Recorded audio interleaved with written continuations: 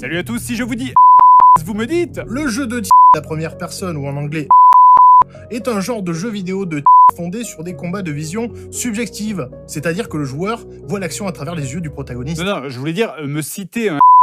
Ah oui, deux.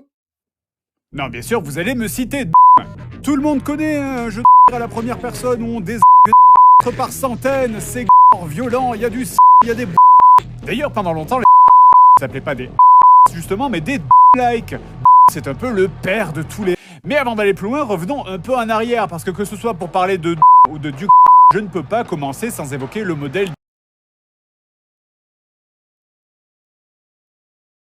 Mais par contre, si t'as aimé ça et que tu veux la suite, bah là il va falloir cliquer. Et vous savez qui d'autre applique ce système? J'allais dire les jeux mobiles, mais les deux réponses sont valides. Ouais, ça les vaut. Très vite, il laisse tomber la programmation et recrute des petits nouveaux pour bosser à sa place. Apogee devient alors à la fois éditeur et développeur de jeux vidéo. Et les nouveaux venus vont l'aider à créer leur nouveau héros, un certain Duke Nukem. Ah pardon, c'est pas lui. Oui, alors, à la base, c'est censé être le nom d'un personnage de... Sauf que du coup, ils ont flippé de se prendre un procès au et donc c'est pour ça qu'ils ont renommé leur version 2.0 en Duke Nukem. Attendez une seconde, je me souviens de vous? C'était vous, man? Je ne travaille toujours pas ici.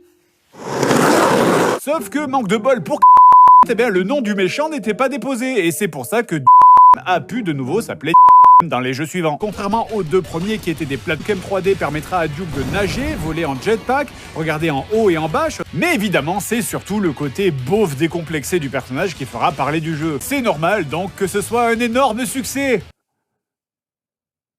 Cette phrase va encore me valoir des problèmes. Dès 97, la suite de 3D est annoncée en grande pompe et le jeu s'appellera Forever, un titre calqué sur Forever.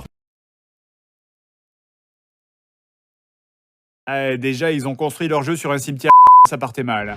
Et Forever, vous avez forcément entendu ce nom au moins une fois, c'est une célébrité du jeu vidéo, hein. Le plus beau jeu de 1998. Et en quelle année il est sorti le jeu? En 2011. Sauf que la fin des années 90, c'est aussi une période où la technologie évolue très vite dans le jeu vidéo, et comme Broussard a promis le meilleur jeu du monde, eh bien il demande constamment à ses équipes d'ajouter de nouvelles features. Et comme tout ça prend du temps, eh bien le jeu prend du retard, et le moteur 3D devient obsolète. C'est marrant, ça me rappelle... Vous vous souvenez du demi-million de dollars de poubelle? Puis après c'est Live qui sort, et là Broussard veut la même intro pour son jeu. Puis après c'est The Thing qui se passe dans la neige, et là du coup Broussard veut un niveau dans la neige. Ok les gars, ce coup-ci c'est bon, j'ai réglé le problème, il nous ennuiera plus. Allô les gars, je suis dans un coffre. Oh mon... Ça serait super un moment que dans le jeu, le héros se fasse... Question auquel Broussard répondra: Il ferait mieux de fermer leur gueule. Le jeu, il sera fini quand il sera fini. Qu'est-ce que tu fais? Oh pardon, je nettoie la souffleuse. Pendant ce temps-là, côté développement, Broussard vient de décider de changer de moteur physique pour concurrencer celui d'Half-Life 2. 5 ans de développement et on repart à zéro. À partir de 2005, plus de trailers, plus de screenshots, la communication du jeu se transforme en un silence gênant, et de toute façon, les gens sont passés à autre chose, hein. Plus personne n'attend Duke quand en face, tu as Duke Forever rentre alors dans l'histoire comme la légende du Vaporware. Ou en français, un fumiciel.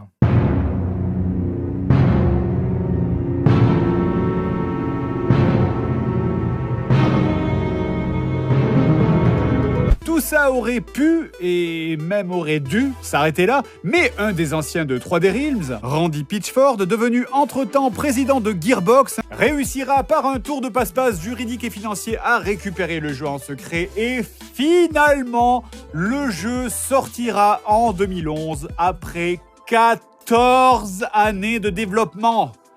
Et c'est vraiment bien. Non.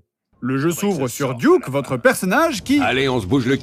Tout le monde veut voir Duke et son Bon, ben moi je vais m'en aller, hein. Je pense qu'on n'aura pas besoin de moi aujourd'hui. Il a l'air bien ce jeu. Voilà, donc c'est littéralement la première image que vous voyez de ce jeu, hein. Un noir avec un bouton sur lequel il y a marqué P.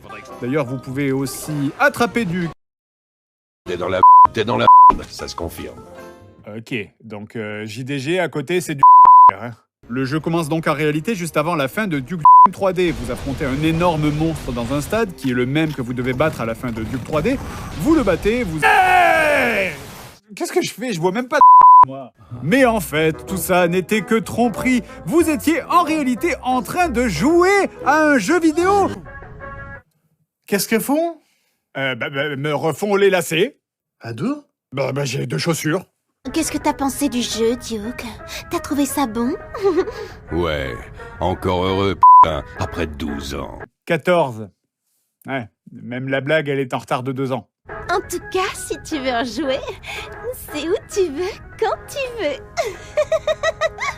Ok, donc vous l'aurez compris, dans ce jeu, nous avons assez peu de chances de trouver des femmes diplômées en astrophysique. Alors, entendons-nous, dans Duke 3D, on pouvait déjà filer... Et bon, c'était un peu beauf, ça pouvait faire sourire, mais au moins les femmes dans Duke 3D, elles parlaient pas, et c'était mieux. Je vais reformuler. Oh là là, je m'en fiche qu'il soit petit. Moi, je sais où je me le mettrais. Je suis célibataire. Ce qui est un peu bizarre, puisque en 2011, quand le jeu est sorti, cela faisait déjà bien longtemps qu'elles avaient arrêté leur carrière télévisuelle, au moment où elles étaient âgées de... Bref, souvenez-vous que je vous avais parlé du fait que Broussard voulait une intro à la Half-Life, comme quand Gordon Freeman visite le centre de Black Mesa. Eh bien, le début du jeu, c'est exactement ça. Si on vous pourrait signer Enfin, vous voyez, quoi. Mais quoi? J'ai besoin de savoir! On signe des autographes à ces jeunes fans passionnés. Ah, c'est ça. Je crois que j'ai déjà fait ça, en vrai. Ou encore, on achète des... Oh! Ça va pas ou quoi? Ne dis jamais ça à voix haute sur YouTube.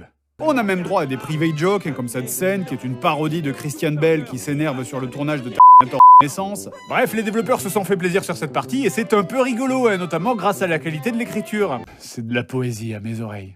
Bref, très rapidement, les aliens se mettent à attaquer la ville, et c'est là où le vrai jeu va commencer, et c'est plutôt ouf en fait. Après, vous connaissez l'expression, la paille, la poutre, L'hôpital, la charité. l'œuf, la poule. Ok. Après, je vais être clair, le jeu n'est pas mauvais, c'est juste un FPS complètement générique du début des années 2010, comme il y en a eu des dizaines. Et en fait, s'il n'y avait pas eu tout ce au niveau du développement et la licence du c'est typiquement le genre de jeu dont personne n'aurait parlé en fait. Alors, c'est pas mauvais, mais c'est juste que ça marche pas bien. On a un système d'ego pour remonter sa barre de vie. Parce que Duke, il a pas de barre de vie, il a une barre d'ego. Et pour regagner de l'ego, il faut soulever des poids. Et d'ailleurs, le jeu est rempli de messages éducatifs. Ah, tu vois, Jonathan, que j'avais raison. Alors maintenant, t'arrêtes de faire l'enfant et tu bois ta bière. Des phases où on va contrôler une petite voiture télécommandée, ou même monter dedans, des QTE, et pas mal de mini-jeux d'une manière générale qui sont plutôt fun.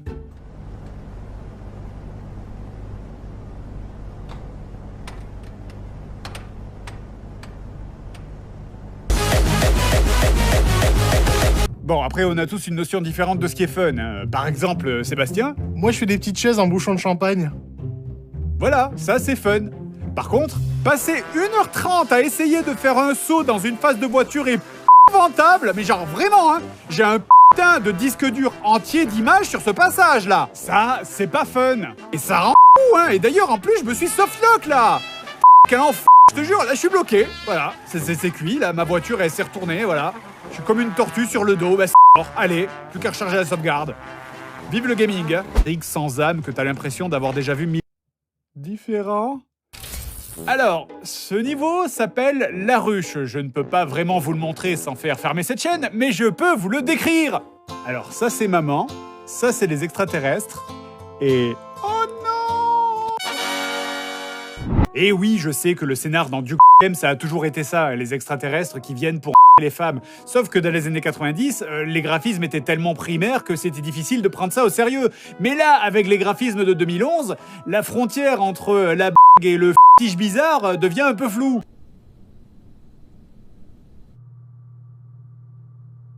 Vous notez que je fais vraiment des efforts là. Il y avait qui de l'autre côté?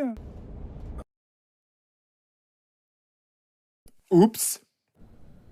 Des questions.